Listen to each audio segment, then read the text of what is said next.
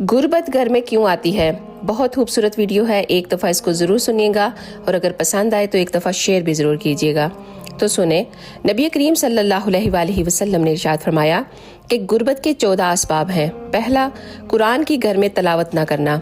Number 2, कोई अगर मेहमान आपके घर में आ जाए तो मुंह बना लेना।